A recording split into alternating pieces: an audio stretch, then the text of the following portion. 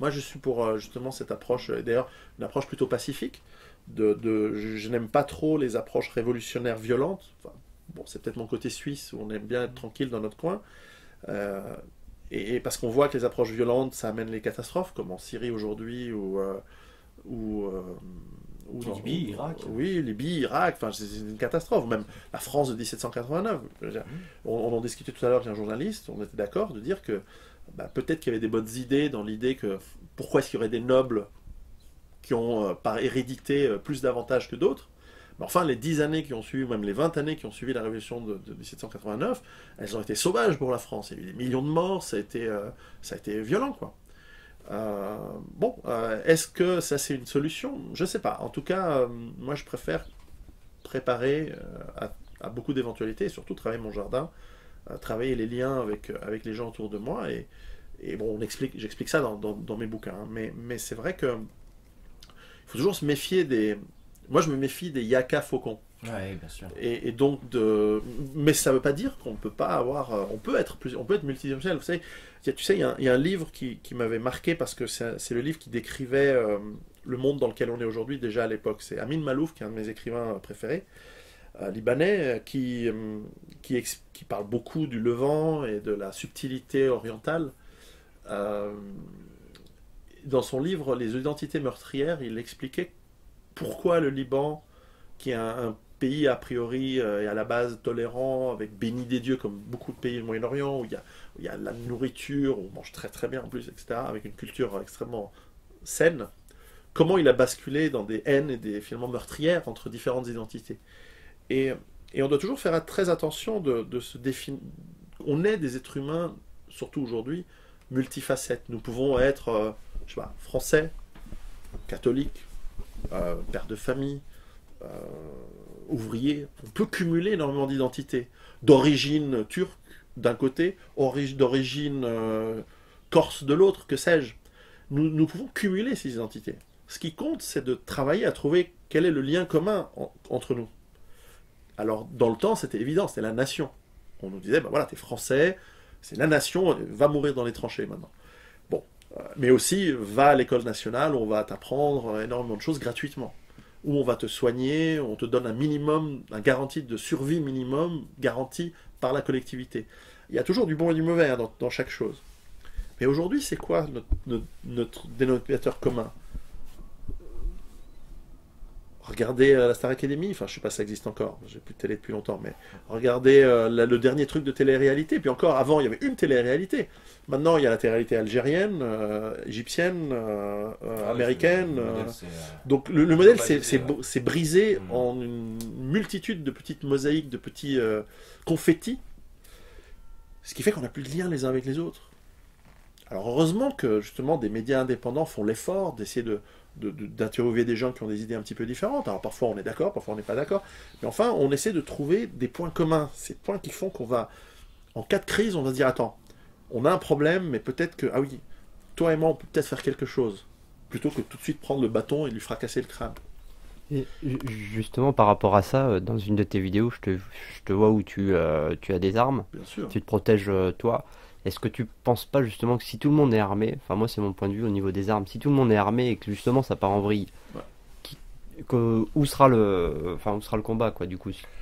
Bah, il y a plusieurs choses à dire. Tout d'abord, c'est que moi je viens d'une culture, la Suisse, où les armes sont les armes à feu, hein, parce que la lampe là, je la prends, je te fracasse le crâne, c'est une arme. Hein. Bien sûr. La tronçonneuse c'est une arme, le couteau c'est une arme, un tournevis c'est une arme redoutable, une cuillère c'est une arme redoutable.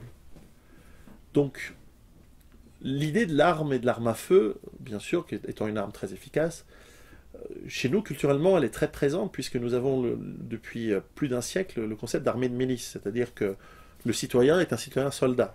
Alors ça se perd, c'est une tradition qui est en train de se perdre, mais l'idée c'est que le citoyen accepte son devoir qui lui donne le droit de la démocratie, le droit de vote, il accepte le fait qu'il doit défendre la communauté, défendre l'ensemble de la société, le bien collectif, un peu le common decency de Orwell. Et donc, c'est très normal comme tout le monde a vu son père, son grand-père avec son fusil à la maison, pour nous, c'est quelque chose de relativement banal. Et c'est encore un pays où une des grandes fêtes annuelles, c'est la fête d'aller au stand de tir, où on va aller tirer pour montrer aux autres qu'on est toujours capable d'être un bon défenseur de la communauté, parce qu'on vise bien. C'est culturel, c'est très important. Alors c'est vrai que dans d'autres pays, on a plutôt eu tendance à désarmer le citoyen. En Suisse, nous voyons aussi cette approche d'être tous armés comme étant une approche politique très fondamentale. C'est-à-dire le contre-pouvoir en Suisse, c'est le citoyen. C'est pas le parti politique un tel, un tel, un tel. En plus, on a un système politique qui ne fonctionne pas par gouvernement et opposition. On a un gouvernement qui est toujours un ensemble de la majorité des partis politiques qui travaillent ensemble, donc il doit se trouver du consensus et trouver des compromis. Mais à la fin, le garant de la liberté de la démocratie, c'est le citoyen suisse armé.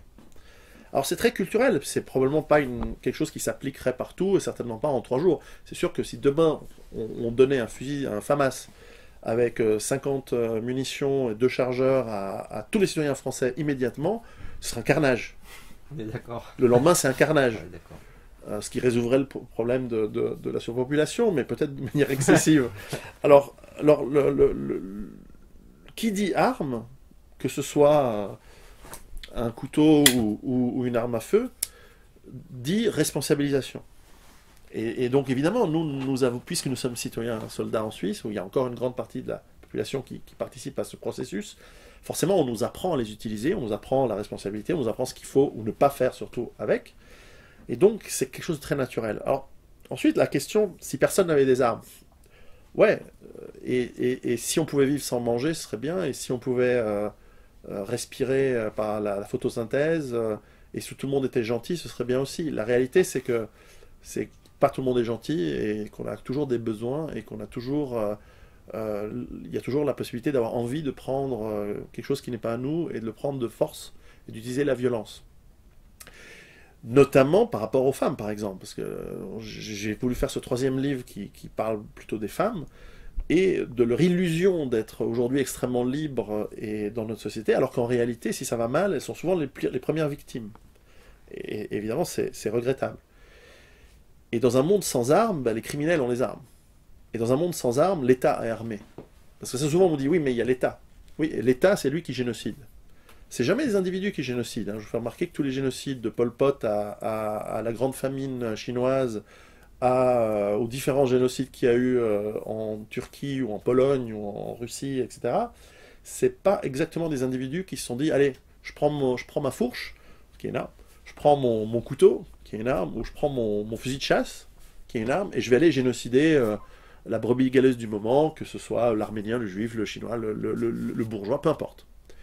Les génocides sont toujours faits lorsqu'il y a un monopole de la force qui est faite par l'État qui ne maîtrise plus, parce que justement il a la force. Et donc c'est potentiellement dangereux. Mais je peux comprendre que dans beaucoup d'approches, il y a une méfiance, parce que, par définition, c'est une arme, et notamment les armes à feu, ce sont des outils, des objets extrêmement efficaces dans leur fonction. Pour toute personne qui a été à la guerre et qui a vu des blessures par balle a vu que c'est efficace. Maintenant, c'est une approche qui nécessite de la responsabilité. Alors, parce que, culturellement, en France, justement, au niveau de la pédagogie, etc., on est bon sur quasiment aucun domaine. Donc, tu vois, non mais sérieusement, aujourd'hui, oui, tu donnes des armes en France sans pédagogie, c'est un carnage. Oui, et d'ailleurs on le voit parce que nous alors en Suisse, ce qui est marrant, c'est qu'on est un peu le supermarché de la racaille de Lyon, et pas que de Lyon, il y a aussi Strasbourg qui vient faire ses emplettes chez nous. Et donc on voit des casseurs, des braqueurs, donc c'est déjà du grand banditisme, hein, c'est pas juste la petite racaille qui braque la vieille pour son sac à main, c'est déjà des raids organisés sur des petits commerces. Alors d'abord c'était la frontière, ensuite ça commence à aller un peu plus loin. Et on voit qu'au début ils venaient avec un couteau. Bon, maintenant c'est la Kalachnikov. Donc déjà aujourd'hui vous avez en France, mais dans d'autres pays également, une certaine criminalité qui s'est organisée, criminalité qui est largement armée. Donc faire en sorte que l'honnête citoyen qui est en règle, qui a son fusil de chasse parce qu'il veut aller chasser la palombe, le week-end, ou qui va chasser le canard dans le sud-ouest, bon, au-delà de ce qu'on peut penser de la chasse ou pas, c'est pas lui le problème. Le problème, c'est pas le citoyen qui est responsable et qui a son arme chez lui. Le problème, c'est déjà ceux qui déjà aujourd'hui ont des armes et qui les utilisent, et souvent n'importe comment en plus, et qui déjà aujourd'hui débordent les capacités de la police nationale à être capable de s'en occuper. Enfin, en tout cas, ça ne veut pas dire qu'ils s'en occupent pas, mais ils sont débordés. Et en plus, le pauvre gamin de 21 ans qui a une Kalachnikov et qui fait un braquage, en plus, c'est pas sa faute, le pauvre, vous comprenez, c'est la faute de la société, madame. Donc, monsieur le juge, il faut le relâcher tout de suite, etc. Voire, rendez-lui la Kalachnikov et puis on lui fait un stage d'équitation et on va le former à l'utilisation des armes pour que le prochain braquage il soit encore plus efficace. On est arrivé, c'est pas que chez vous, hein. Chez nous c'est pareil, chez nous on laisse sortir les meurtriers, on leur donne des cours et on les met en situation où ils vont pouvoir récidiver. Donc on est de toute façon dans un monde qui déconne à tel point au niveau de l'État que moi personnellement j'ai pas de confiance du tout dans l'État. Pour moi c'est les pires psychopathes et les pires criminels aujourd'hui sont aux commandes. Ils sont dans l'État, dans la banque. C'est les pires. C'est les pires psychopathes et dans les grandes entreprises, parce que j'en ai connu pas mal. C'est les mecs en qui j'ai le moins confiance du monde. Donc j'ai surtout pas envie qu'on nous dise non mais vous les citoyens qui sont encore raisonnables et les pieds sur terre, on va vous émasculer totalement, on va vous enlever toute capacité de vous défendre, et on va mettre toute la force chez des mecs qui sont déjà des psychopathes d'aujourd'hui, qui ont déjà montré que c'est des psychopathes. Pensez à... On parle beaucoup de ces histoires de nouvel ordre mondial, etc. Enfin, c'est pas des histoires, c'est documenté. Enfin, bon, moi, savoir qu'il n'y a que eux qui ont la force, ça me stresse, quoi. Parce que le jour où vous dites non, mais on aimerait bien la démocratie, ils disent ah, mais non, non, non. Et ils te braquent et ils te disent maintenant, c'est nous qui décidons, point. Aujourd'hui, il y a encore cette capacité, en tout cas en Suisse, on a encore cette force de pouvoir dire non, mais nous, le citoyen armé, pouvons faire un contre-pouvoir important. Et d'ailleurs, l'État respecte notre choix, bien que systématiquement le peuple vote contre le gouvernement depuis une dizaine d'années. Chaque fois qu'il y a une loi que le peuple propose, le gouvernement est contre, et chaque fois le peuple la fait passer, ou très souvent le peuple la fait passer, contre la volonté de l'État. On a bien vu en France, en Hollande, en Irlande, que lorsque vous votez mal, lorsque vous votez comme on ne vous a pas dit de voter, soit on annule, soit on vous refait voter, soit on passe outre de votre choix pseudo-démocratique et on l'a fait passer quand même. Ça, c'est un gros problème pour nous. Je veux dire, n'importe lequel de nos grands-parents, pour une histoire de référendum sur Maastricht, comme il y a eu en 2005, c'est ça Maastricht, c'est 91, non, ouais, pardon, le traité européen Lisbonne. Lisbonne, ouais. Un truc comme ça, il y avait une révolution le lendemain. Les gens prenaient les armes, les fourches, les piques, et ils allaient dans la rue et ils mettaient la tête du mec aux commandes sur une pique. Bah non, pas aujourd'hui. Et c'est étrange, mais c'est comme ça, nous avons été transformés. Donc, c'est un sujet complexe, et je comprends, parfois, souvent j'ai des mères de famille qui me disent « Oui, mais quand même, les enfants à côté... » C'est très complexe. Mais ce qu'il faut se rendre compte, Mao l'avait bien compris, il disait que toute force politique est issue du canon d'un fusil. Alors, qui aura le fusil ? Alors, une dernière question peut-être. En fait, je t'ai vu sur une vidéo, je pense que c'était un montage de 2-3 minutes où tu étais sur une plage de Tel Aviv. Déjà, je voulais savoir l'expérience que tu en avais tirée, les points positifs et négatifs, accessoirement, et que tu nous parles un peu de l'expérience des kibbutz. Et savoir aussi si il est possible aujourd'hui de transposer ce genre d'expérience sur des territoires par exemple comme Gaza, où là on peut parler de situation de désastre. Oui, de survie. De survie, ouais. Alors, c'est une vidéo qui a fait beaucoup jaser sur Internet, parce que dès qu'on parle d'Israël ou des Juifs en général, hein, tout de suite, il y a souvent les fils qui se touchent dans la tête des gens, soit pour les pour, soit pour les contre. Et c'est toujours un sujet très compliqué lorsque vous avez vous essayez d'avoir une discussion raisonnable sur ces sujets-là. Si vous avez la moindre critique sur Israël, la politique israélienne ou même la religion juive, ce qui est tout à fait légitime d'avoir une critique, vous êtes tout de suite antisémite. Si vous avez en revanche la moindre tentative d'explication ou la moindre nuance sur Israël, tout de suite vous êtes sioniste. Je ne sais même pas ce que ça veut dire, sioniste. Maintenant, ce qui est intéressant, alors ce qu'il faut dire, c'est que pour mon point de vue personnel, c'est que moi j'ai travaillé beaucoup avec Israël dans mon activité professionnelle avant, donc j'ai beaucoup, comme j'étais dans la technologie, j'avais beaucoup de clients, donc on allait vendre beaucoup de technologies américaines en Israël. Donc je connais assez bien le pays. Je suis pas juif moi-même, mais j'ai jamais eu d'a priori positif ou négatif. Je connais bien l'histoire hein, du pays, comment Israël s'est créé. Donc je suis assez incollable sur qui a fait quoi, qui a acheté qui, etc. Et justement, dans l'histoire d'Israël, un point que j'ai toujours trouvé intéressant, c'est qu'à partir des années fin du 19e siècle, il y a eu des juifs, surtout européens, qui sont allés vivre en Israël et qui ont créé donc, une approche collectiviste, socialiste, cette idée de kibbutz. Donc des petites communautés, essentiellement agricoles, puisque c'était un peu l'idéal socialiste d'être proche de la terre, etc. Il faut dire à l'époque que ils ont acheté les terres. Hein. Ils les ont pas. Il n'y a pas eu de vol ou d'expulsion. À cette époque, c'était donc dans la fin du XIXe siècle, jusqu'en 1937. La réalité, c'est que ça a été assez pacifique.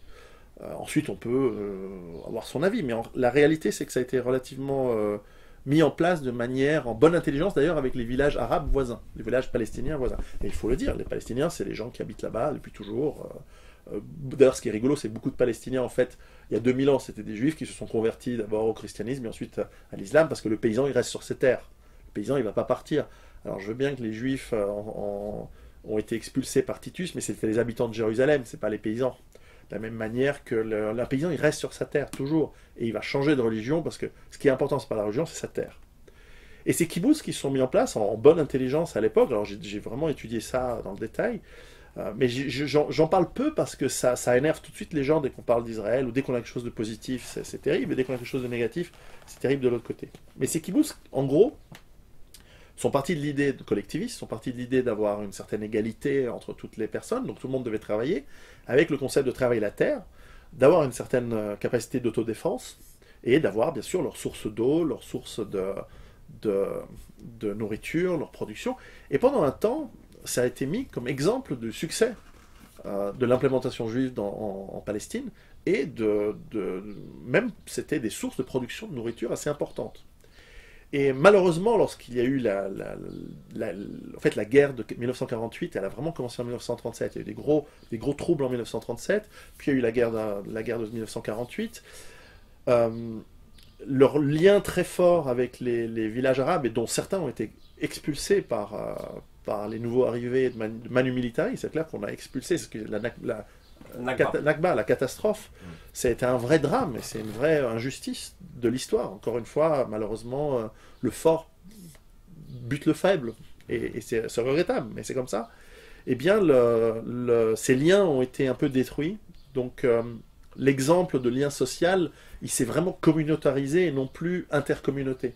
Parce que finalement, les communautés, elles peuvent vivre ensemble. D'ailleurs, en Palestine, sous l'Empire ottoman, les populations arabes, turques, et juives ont très bien vécu ensemble. Druzes, il y a énormément de communautés dans cette région du Levant qui vivaient très bien ensemble en bonne intelligence, mais cet équilibre a été brisé. Qui sait, peut-être un jour il reviendra, mais pour l'instant il est toujours brisé. C'est clair que c'est très très difficile comme région, qui est très complexe. Et d'ailleurs, les kibbutz aujourd'hui sont tous en faillite, ou ont été fermés, ou alors sont devenus des camps de vacances pour des juifs américains ou de la diaspora mondiale qui ont envie d'envoyer leurs gamins. Et c'est une bonne expérience, je pense, c'est sympa. Mais ça n'a plus cette capacité d'autonomie comme ils pouvaient l'avoir à l'époque. Néanmoins, ce qu'ils ont été intéressant. C'est une étude intéressante. Quelqu'un qui travaille sur justement ce concept d'autonomie doit pouvoir étudier les kibbutz, et donc les kibbutzim, les gens qui ont été dans ces kibbutz. Alors ensuite, c'est vrai, Israël, c'est un sujet passionné, peut-être passionnant, mais passionné en tout cas. Et j'étais surpris, ça ne m'a pas touché, mais c'est vrai que j'étais surpris que le fait d'avoir fait une vidéo pour expliquer voilà pourquoi je suis en Israël, mais j'y suis allé plein de fois, je suis allé des dizaines et des dizaines de fois. Mais cette fois-ci, récemment, j'ai donné une conférence pour le lancement de mon livre en anglais, et pour discuter un petit peu avec des gens, on m'a dit oui, d'abord, pourquoi tu vas voir les Palestiniens, c'est eux qui souffrent aujourd'hui. C'est vrai. Je veux dire, c'est vrai qu'il n'y a pas photo. Je veux dire, il y a l'Israélien, le juif israélien qui habite en Israël, il y a l'arabe israélien qui habite en Israël. Ensuite, plus bas, dans les droits et dans l'échelle sociale, il y a le palestinien, encore que l'arabe israélien il n'est pas en situation, il n'a pas tous les mêmes droits que le juif israélien. C'est assez bizarre. Et ensuite, bien sûr, il y a les Palestiniens qui habitent en territoire occupé, qu'ils soient chrétiens ou musulmans, et puis encore plus bas, tu as Gaza. Gaza, c'est un camp de concentration. C'est un camp de concentration alors souvent, les Israéliens et les Juifs en général sont très sensibles quand on dit ça, parce que eux, ça les ramène à leur propre histoire. Ça fait l'oppresseur oppressé. Oui, et en fait, moi je dis toujours, c'est le violeur violé, enfin le gamin qui s'est fait enculer à 8 ans, comme par hasard, à 28 ans, c'est lui qui encule les autres gamins. Pas de bol, quoi. Alors bon, c'est pas la même chose, c'est pas exactement les mêmes conditions, mais enfin le monde change. Mais c'est ignoble, et souvent les Israéliens disent oui, mais on a enlevé nos colonies de Gaza. Oui, mais vous leur avez pas laissé utiliser leur aéroport, vous leur avez pas faire la pêche. Enfin, les mecs, soyez un peu raisonnables. Pas d'électricité. Exactement, donc pour moi, il n'y a pas photo.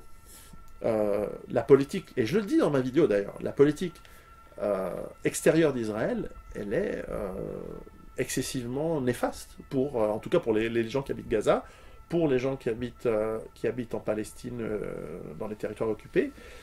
Ensuite, ce qu'il faut aussi dire, c'est qu'Israël est aussi, dans sa gestion interne, un pays qui est assez démocratique. Il faut voir comment leurs dirigeants se font condamner pour corruption, viol, enfin, ils sont sévères avec eux-mêmes. Hein, c'est pas une république bananière non plus. C'est aussi un État carré avec des gens.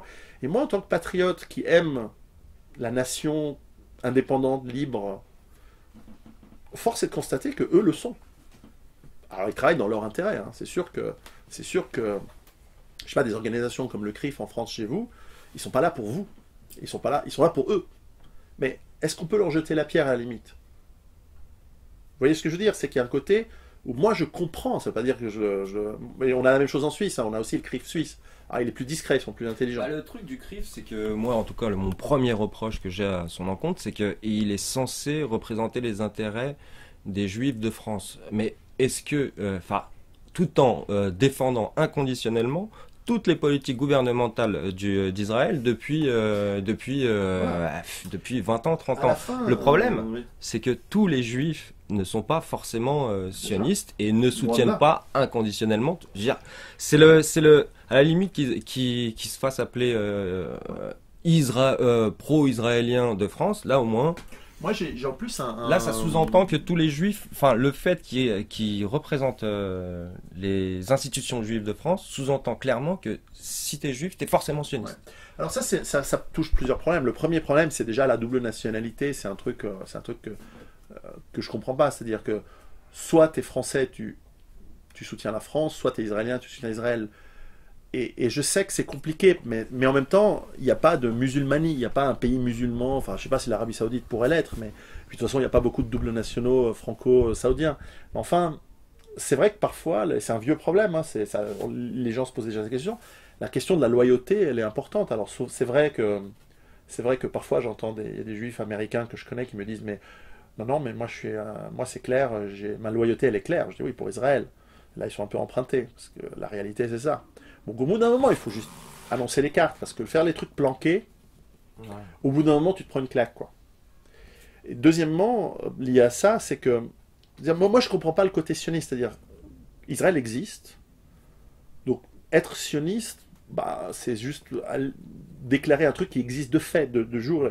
Alors ensuite, moi, vous savez, les frontières, elles changent. On a vu en Ukraine, en Crimée, en Yougoslavie. Un jour, ça t'arrange que ça change. Un jour, ça t'arrange que ça change pas. Un jour, il n'y avait pas Israël. Un jour, ça existe. Peut-être qu'un jour, il n'y aura plus. J'en sais rien. Moi, c'est pas moi qui fais l'histoire. Je m'en fous. Les gens, ils ont qu'à se démerder. Moi, je suis suisse. Je m'occupe de la Suisse. Moi, je suis ni pour Israël, ni contre. Je m'occupe de la Suisse. Si demain, Israël se fait piner la gueule à coups d'armes nucléaires par je sais pas, l'Arabie Saoudite qui développe l'arme nucléaire ou l'Iran ou n'importe qui, putain, ça me fait chier d'avoir des radiations qui vont venir chez moi. Mais j'en ai rien à foutre. Alors ça me fait pas de moi un antisémite de dire ça. De la même manière que le Gazaoui qui se fait pilonner la gueule par des F-16, ça ne m'empêche pas de dormir, mais je trouve ça dommage. Et d'un point de vue de survie, c'est clair qu'il y a quelque chose d'intéressant à comprendre. Et c'est clair que si on me dit est-ce que tu trouves que c'est bien? Non, je trouve pas que c'est bien. Je trouve pas que c'est bien. Mais j'essaie de rester un peu dans mon jardin, parce que mon boulot, c'est pas de faire de la géopolitique. Tu t'es intéressé est-ce qu'il y a des... Est-ce que c'est... Pour revenir à la question, est-ce que tu penses que c'est transposable? Par exemple, les kibbutz... je sais pas, tu t'es intéressé un peu à la situation des Gazaouis? Tu crois qu'il y a des choses qui peuvent permettre de... La problématique de Gaza, en termes de survie, même de survie urbaine, elle est très particulière, parce que c'est un peu comme dire, les habitants, on va prendre le même exemple, parce que c'est les habitants du ghetto de Varsovie en 1942, Ah ouais, ça. est-ce qu'ils peuvent faire une base autonome durable? Ouais, mais le but, c'est pas de les rendre, c'est pas de leur donner un environnement où c'est possible. Le but, c'est de les exterminer à petit feu, en attendant que, moi je suis de l'avis qu'il y a une volonté de l'extermination de l'Allemagne nazie des populations juives d'Europe de l'Est. Maintenant, à Gaza, on peut appeler ça comme on veut, mais ils n'ont pas une vie, ils n'ont pas la capacité de mettre en place une autonomie totale, puisque c'est une zone extrêmement petite, avec une grande densité de population, avec peu de terrains agricoles, avec une surveillance constante, avec l'incapacité de sortir. Moi, j'y étais à la frontière, parce que je voulais aller visiter. C'est impossible pour moi de rentrer. Et donc, la famille ou la personne qui habiterait Gaza, aujourd'hui, il a quoi comme choix? Il ne peut pas partir facilement. Non. Il est obligé de rester là. S'il prend les armes, c'est-à-dire de faire ce qu'ont fait les Juifs dans le ghetto de Varsovie, c'est-à-dire qu'au bout d'un moment, dire, quitte à mourir, on va mourir en butant le maximum d'Allemands. Ils en ont tué 16, ou 23, je ne sais plus, 23. Mais bon, au moins, ils sont morts de manière glorieuse. Mourir les armes à la fin, c'est quand tu n'as pas le choix entre l'esclavage. Spartacus, il a eu raison de se révolter contre l'Empire romain et de se battre, quoi. À la fin, il est mort crucifié, mais bon, n'empêche que il s'est battu contre quelqu'un qui veut le mettre en esclavage. Donc j'ai de l'estime pour celui qui se bat contre l'oppresseur. Et là, clairement, à Gaza, il n'y a pas photo sur qui est l'oppresseur. Alors les gens disent oui, mais ils nous ont tiré des rideaux de douche, un tube de rideaux de douche rempli de poudre à canon. Ouais, bon, les mecs, faut comparer, quoi. Vous avez 200 têtes nucléaires, plus de 1000 avions de combat, vous avez la troisième plus grande force blindée du monde.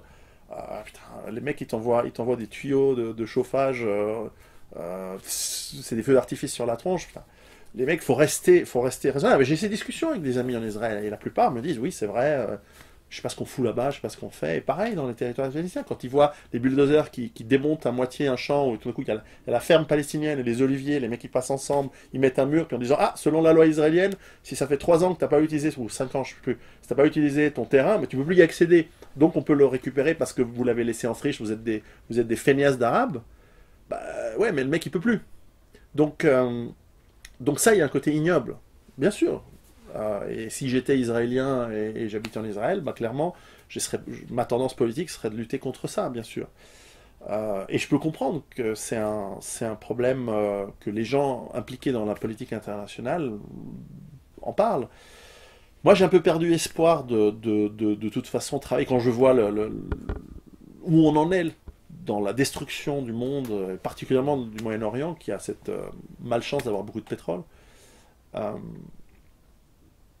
Ensuite, on m'a posé la question en disant, mais est-ce qu'il ne faudrait pas boycotter Israël? Faites ce que vous voulez en tant qu'individu. Moi, je pense que le boycott, c'est une arme. Et je pense que si... Qui a fait ses preuves, hein, qui a fait ses preuves avec l'Afrique du Sud. Et si vous L'Inde pensez que c'est bien de boycotter Israël, ce serait certainement quelque chose à laquelle j'y réfléchirais. Alors ensuite, les gens me disent, mais pourquoi t'es allé? Ben, je suis allé parce que c'est intéressant, parce que j'aime bien me rendre compte aussi... Bon, j'y allais pour le travail. Ça va, il y a des gens intéressants. Oui, mais des gens Chevauchet. hyper intéressants, oui, c'est quelqu'un de très intéressant. Et puis, il ne faut pas mélanger, encore une fois, le gouvernement d'un pays, le peuple, bien que par définition, dans une démocratie, on a moins d'excuses, parce que là, c'est pas une dictature. Donc, c'est sûr que le gouvernement Sharon, il a été élu, le gouvernement Olmert, il a été élu, le gouvernement de la Gonzesse, là, il avait été élu. Le gouvernement de Netanyahou, il a été élu. Alors, c'est compliqué, la politique israélienne. Il y a des extrémistes qui sont des kingmakers, qui sont capables de mettre en place le gouvernement, etc. Mais enfin, moi, je discute, quoi. Et d'ailleurs, moi, je dis très honnêtement, hein, dans les années 30, moi, s'il fallait visiter l'Allemagne nazie, je serais allé. Hein. La Russie communiste ou la Chine maoïste, j'y serais allé pour voir comment c'est. Donc j'ai pas ce côté... j'aime bien regarder, toucher et voir avant de juger. Ensuite, ouais, moi ça me plairait pas de vivre en Israël. Moi je trouve que j'aimerais pas. Mais je comprends qu'il y ait des gens en France à qui on a fait croire que c'est un pays qui pullule d'antisémites, qui ont envie d'aller vivre là-bas. Et peut-être qu'ils ont raison, parce que justement, quand tu parlais du CRIF, qui visiblement n'a pas exactement l'intérêt de la France, des Français, mais même, moi je crois qu'il n'a pas l'intérêt des Juifs français, quoi. bah Parce non. que quand tu Non, pèses... Enfin, en tout cas pour nous, il est plus générateur d'antisémitisme par amalgame. Bah oui, c'est un peu ça, et c'est terrible, parce que moi j'ai beaucoup d'amis juifs, des clients même, et des amis juifs par ailleurs, avec qui on discute de ça, et tout de suite, on sent que c'est un sujet où, très rapidement, par solidarité parfois primaire, et parfois peu réfléchie, ils se mettent avec des gens qui sont des vrais égoïstes, et qui n'ont pas du tout à cœur la communauté juive, du tout. Communauté juive qui, dans son ensemble, comme toutes les communautés, comme tous les gens du monde, ils ont plutôt envie à vivre en paix, qu'on les laisse faire leur business, etc. Et c'est vrai que cette tendance de travailler en lobby, de travailler en groupe, etc., et dans l'ensemble, c'est une culture qui est plutôt élitiste, donc il y a plutôt tendance à fournir des gens assez intelligents et qui donc réussissent bien, parce qu'il y a cette solidarité. Je veux dire, quelqu'un qui réussit bien, c'est tout à fait respectable, mais à partir du moment où il commence à prendre comme second et qui fait monter avec lui des gens qui sont moins compétents que d'autres, mais qui les fait venir parce que c'est ses copains co-religionnaires, co-communautaires dans un sens, au bout d'un moment, tu finis avec les médias. Alors les gens disent, vous savez, des trucs des années 30, quand on lit les livres antisémites des années 30, on disait, oui, mais tous les médias c'est juif, Hollywood c'est juif, la politique c'est juif et tout et tout. Bon, après tu regardes, la France c'est particulier, hein. Je sais pas ce que vous avez foutu dans votre pays, mais en Suisse c'est pas comme ça, en Italie c'est pas comme ça, en Allemagne c'est pas comme ça, en Angleterre c'est pas comme ça. En France, tu vois les journalistes, tu vois les animateurs télé, tu vois les acteurs, tu vois les réalisateurs de cinéma, tu vois les machins. Au bout d'un moment, tu dis, putain, c'est une caricature des années 30.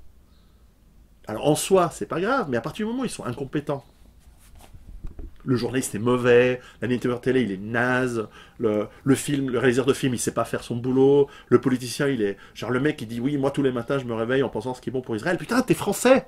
T'es un politicien élu français, tu dis un truc comme ça, mais va te pendre demain matin tout de suite. ex-candidat à la présidence de la Ah oui, République. c'est lui là, celui avec qui je ferais bien des partouzes si j'avais rien d'autre à foutre.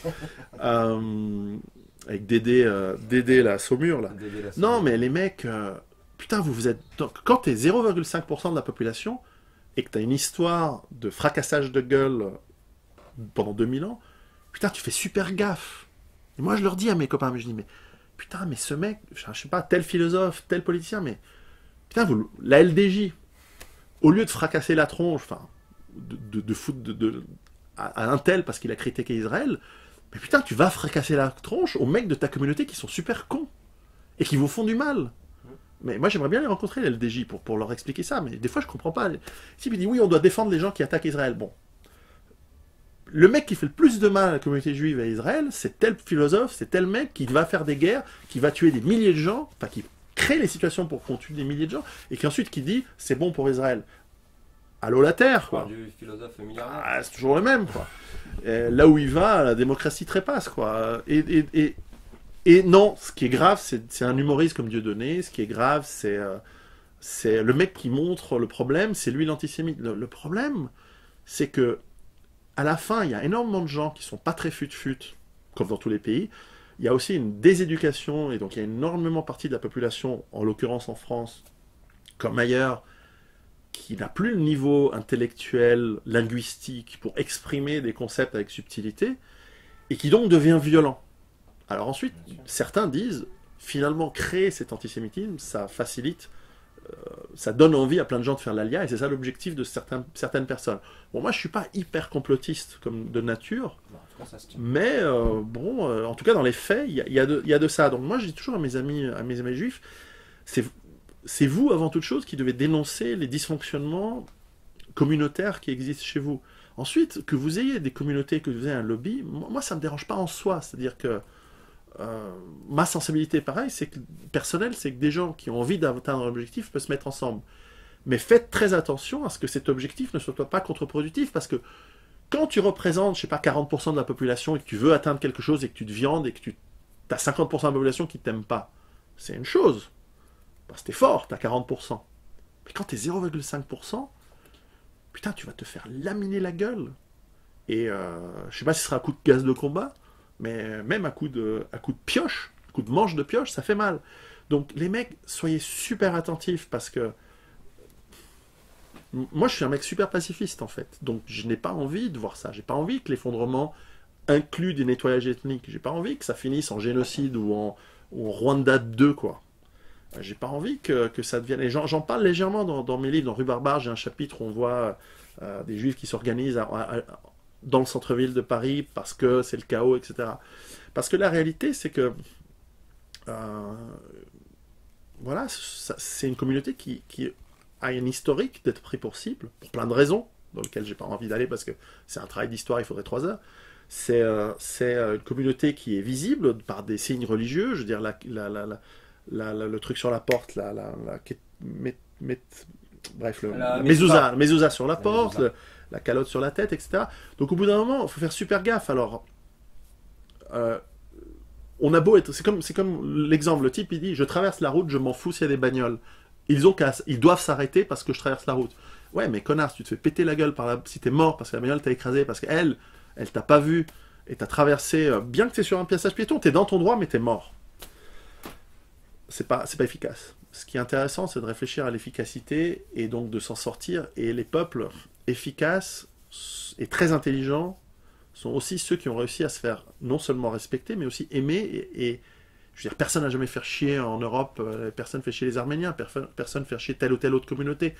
Il y a un travail à faire. Et d'ailleurs, pendant de nombreuses années, personne n'a fait chier les Juifs en France. Personne n'a fait chier les Juifs partout en Europe depuis la fin de la guerre. Et c'est très bien, et c'était tant mieux. Et là, tout d'un coup, depuis quelques années, en tout cas en France, un peu à cause d'Israël, un peu à cause du comportement de certaines personnes, et puis il y a toute une géopolitique assez complexe là-dessus, tout d'un coup, ça devient dangereux. Et moi, j'ai vu à la surréaction de certaines personnes, carrément avec des insultes, etc. Et des gens qui ont imaginé que j'étais moi-même juif, je m'en fous de toute façon. C'est pas une insulte d'être juif. Eh bien, qui ne serait-ce que d'avoir fait une vidéo où j'essaie d'expliquer certains aspects intéressants et positifs, à mon avis, d'une certaine culture qu'il y a en Israël, j'ai eu des réactions disproportionnées. Et je me dis, si ces réactions, elles vont en exponentielle comme ça a tendance à aller, je me fais du souci pour mes amis qui habitent en Europe, qui sont juifs, et qui peut-être n'ont rien à voir avec toutes ces histoires, mais je veux dire, ils sont pas tous banquiers, journalistes, machin. La plupart, ils travaillent comme tout le monde, dans tous les métiers. Enfin, ça va, quoi. C'est pas non plus, c'est pas une secte malfaisante. Enfin, en tout cas, c'est mon avis. Et ils sont parfaitement bien intégrés dans une société, etc. Et ils ont tout autant de problèmes avec le chômage et machin. Donc à la fin, c'est toujours faire très attention de qui vous représente. Et d'ailleurs, je crois que dans la loi française, normalement, la République, bon, c'est votre truc en France, hein. C'est ni bien ni pas bien, mais c'est comme ça, c'est qu'elle ne reconnaît pas des groupes d'individus, elle reconnaît l'individu citoyen en tant qu'interlocuteur uniquement. Donc, et elle ne reconnaît qu'une communauté. Normalement. Et ça, le communautarisme, c'est pas le cas dans le monde anglo-saxon, où le communautarisme est quelque chose d'acquis et culturellement accepté, et puis ils s'en cachent pas, il y a des lobbies de toutes les possibles tendances possibles et imaginables aux États-Unis qui sont reconnues comme telles par le gouvernement. C'est-à-dire l'IPAC pour le grand lobby israélien, mais il y en a plein d'autres. Il y a des lobbies je veux dire, vous pouvez pas faire un gag aux États-Unis, je sais pas, vous faites un gag sur les Albanais, il y a le lobby albanais qui va vous dire ah non, c'est pas bien. Bon, l'avantage des États-Unis, c'est que vous avez le droit de dire ce que vous voulez, même les plus grandes conneries, alors qu'en France, il y a quand même des trucs qu'on peut pas dire, ce qui est quand même étrange. Mais voilà, ces lobbies en France posent un problème, et je comprends que ça pose un problème pour vous, et je comprends que ça fait jaser. Et la seule question qu'on doit se poser, que vous soyez, en tout cas que vous soyez citoyen français, c'est qu'est-ce qui est productif, qu'est-ce qui vous amène à être plus résilient en cas de problème, ou qu'est-ce qui vous amène à plus de tension et plus de merde en cas de problème. Et là, comme c'est parti, c'est vitesse grand V pour plus de tension, plus de merde, plus de guerre civile. Et celui qui croit, parce qu'il pense être plus malin que les autres, qu'en cas de gros problème, il va pouvoir se filer et se cacher dans une cave, et faites vachement gaffe, quoi. Qui que vous soyez, quelle que soit votre communauté, quelle que soit votre religion, parce que ça peut partir dans tous les sens. Et le monde aujourd'hui, il est beaucoup plus complexe, il est beaucoup plus fragile qu'il n'était en 1940 ou 1944. Parce que Paris, c'est beaucoup plus grand qu'à l'époque. Les villes sont beaucoup plus grandes, et on est beaucoup plus dépendants, et on est aussi moins carré et moins couillu qu'à l'époque. Donc on est moins résistant que cette époque-là. Donc faisons très très attention, et voilà, je suis sûr que dans ce que j'ai dit, je vais avoir plein de mecs qui vont m'engueuler en étant pro, anti, machin. Mais la réalité, c'est qu'on doit vraiment réfléchir très attentivement à ce qu'on fait ces jours-ci, et d'aller vers la réconciliation et la paix tant qu'on peut. Parce que le jour où ça part en guerre civile, c'est trop tard. Donc il faut le faire avant. Donc une petite note d'espoir. Bah, bien sûr. Pierrot, merci. Merci beaucoup. Merci. Et à très bientôt sur la libre antenne. Alors, J'espère. normalement, c'est la rentrée. En tout cas, quand tu seras dispo, on est prêt à t'accueillir.